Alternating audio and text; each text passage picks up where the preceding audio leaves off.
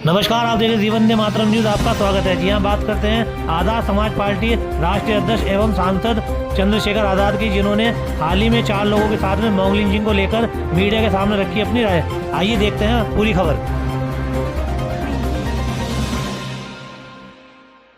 ID नीचे कर लो भाई। ये भाई ये बोलिए। गंभीरता को समझो, विषय की गंभीरता को समझो। मैं यहाँ उन बच्चों से मिलने के लिए आया जिनके ऊपर हुए हमले को इस जिले ने नहीं, इस प्रदेश ने नहीं, पूरे देश ने देखा। मॉब लिंचिंग एक ऐसा विषय है जिस पे सरकारें भी गंभीर हैं, सुप्रीम कोर्ट भी गंभीर है और लगातार ये चर्चा का विषय बना रहता है।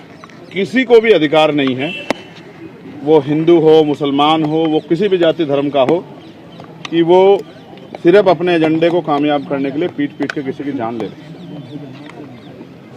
इस पूरे मामले को दूर से देखना, समझना, इसके बाद इसमें हाथ डालना, इसमें आना, ये हर किसी के बस की बात नहीं।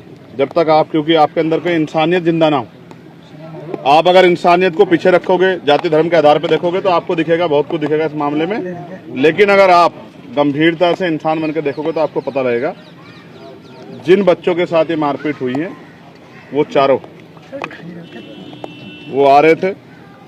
उनके सामने 3 मोटरसाइकिलों पर लगभग 9 आदमी आते हैं, उनको रोकते हैं, उनसे ये पूछते हैं कि इस गाड़ी में क्या है। वो ये बताते हैं कि इसमें मीट है। वो कहते हैं इसके आपके पास कागज है। वो कागज उनको दिखाते हैं। जब वो कागज दिखा देते हैं, जो लीगल है काम, आप समझते हैं, नशा भी बिकता है, शराब भी बिकती है, दुकानों में बिकती है, नहीं बिकती है। जो लीगल है काम, जो जिसके पैमाने सरकार ने बनाया, उसको कोई नहीं रोक सकता है। उन्होंने पर्ची दिखाई, उन्होंने अपने कागज दिखाए। उसके बाद उन लड़कों ने कहा कि आप रुक जाओ। उन्होंने कहा हम चले जाएं, कि नहीं अभी हमारे साथी आ रहे हैं। और जब वो साथी उनके आए, उन्होंने इनको पीटना शुरू कर दिया। जिस तरह जानवरों को मारते उस तरह मारा। मैंने सर देखे, एक को 50 से ज्यादा टाके आए हुए हैं। शरीर का कोई हिस्सा ऐसा नहीं है जिस पर जख्म ना हो। कानों से आवाज नहीं आ रही है, सर में ब्लड जम गया है, ब्लीडिंग हुई है, माइंड में हड्डियां टूटी हैं, एक्सरे इस बात का गवाह है।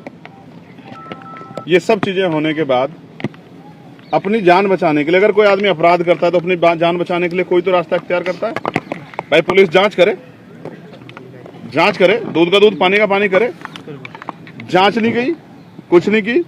आनन फानन में जिन्होंने ये घटना की, ये मर ना जाए इसलिए मुकदमे लिख दिए और बाद में इनके खिलाफ भी क्रॉस FIR कर दी। वो पेशेंटों को पुलिस ही लेके आई, उनको यहाँ पीड़ितों को, उनका नाम भी जान सब। फिर अज्ञात में FIR इसलिए की क्योंकि यहाँ के नेताओं का दबाव है कि इस मामले में क्रॉस FIR करो, जिससे इसमें फैसला हो जाए। वो इस हालत में नहीं है कि वो उनको डिस्चार्ज किया जाए, लेकिन कई जानकारी ऐसी मिलती है कि उस तरह का सहयोग डॉक्टरों का नहीं मिल रहा जो मिलना चाहिए। मैं यहाँ के डॉक्टरों से हाथ जोड़ के आग्रह करता हूँ, उनकी जान बचाओ।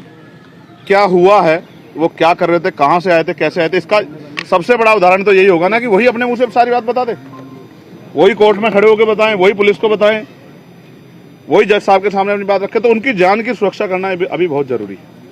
मैं यहाँ और मैं बहुत जिम्मेदारी से कह रहा हूँ।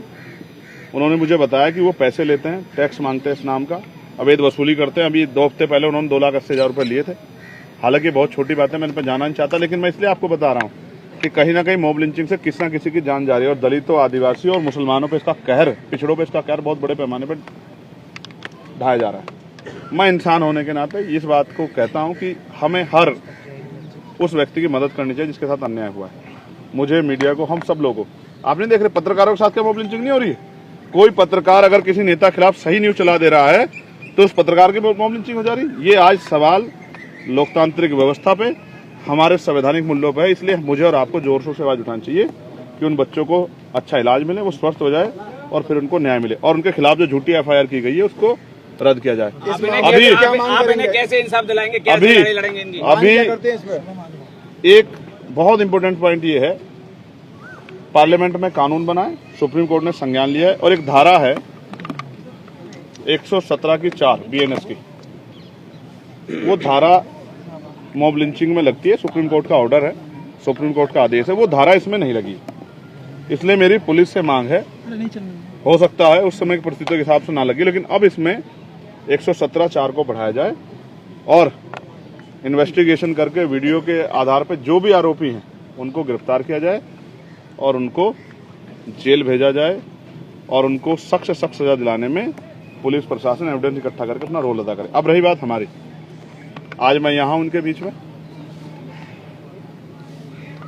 यहाँ इनकी तकलीफों को जान रहा हूँ। मैंने यहाँ के डॉक्टर जो हैं सीनियर डॉक्टर उनसे बात की है, अभी वो लोग उनको देखने के लिए आ रहे हैं। अभी मैं यहाँ के अधिकारियों से बात करूँगा, जो धारा नहीं बढ़ी है उनको बढ़ाने की मांग करूँगा। झूठी FIR जो उनके ऊपर की है सिर्फ नेताओं खुश करने के लिए, वो FIR रद्द करने की मांग करूँगा। और जब अब पार्लियामेंट का सेशन आएगा, जिस हाउस का मेंबर हूँ, मैं आपको विश्वास दिलाता हूँ अलीगढ़ के पत्रकार भाइयों, इस पूरे मामले को जोर शोर में जैसे पार्लियामेंट में उठाने का काम करूँगा, ये मैं आपको विश्वास ठीक है। और ये मैं इनकी ताली सुनने के लिए नहीं कर रहा हूँ, ये मैं इंसान होने के नाते कर रहा हूँ, क्योंकि आज ये इनके साथ है, कल मेरे साथ भी हो सकता है, कल किसी और गरीब के साथ हो सकता है। सबसे बड़ा धर्म इंसानियत है। अगर कोई गैर कानूनी काम करता है उसको पुलिस सजा दे, उसको कोर्ट सजा दे, लेकिन अगर भीड़ को आप ये छूट दोगे तो भीड़ कल किसको कुचल देगी, इसकी जिम्मेदारी आप लोग नहीं उठा सकते। परमानेंट सॉल्यूशन क्या मॉब लिंचिंग का? परमानेंट सॉल्यूशन ये है कि कोर्ट इस पे सख्त, जितनी मॉब लिंचिंग हुई है उन पे सख्त कार्रवाई करे और पुलिस निष्पक्ष कार्रवाई करे, सत्ता के हिसाब से कार्रवाई नहीं करे। जब कार्रवाइयां होंगी इसी मामले में अगर सख्त कार्रवाई हो जाए, जो BNS कहती है, जिसमें फांसी तक की सजा, आप देखना बहुत मॉब लिंचिंग करने वालों की टांगे कांप जाएंगी। पुलिस से कार्रवाई की मांग कर रहे हैं, जबकि घायलों का आरोप है कि पुलिस मौजूद थी और उनके साथ मारपीट हो रही थी। देखो भाई, पुलिस सरकार की होती है, स्टेट पुलिस है, स्टेट के अधीन है, एडमिनिस्ट्रेशन स्टेट के अधीन है। मजबूरी में अच्छा काम भी करना चाहते हैं, नहीं ज्यादा अच्छा